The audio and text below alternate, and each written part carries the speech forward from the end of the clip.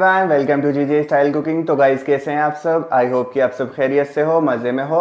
तो फ्रेंड्स, आज हम बनाने वाले हैं बहुत ही स्पेशल सब्जी की रेसिपी।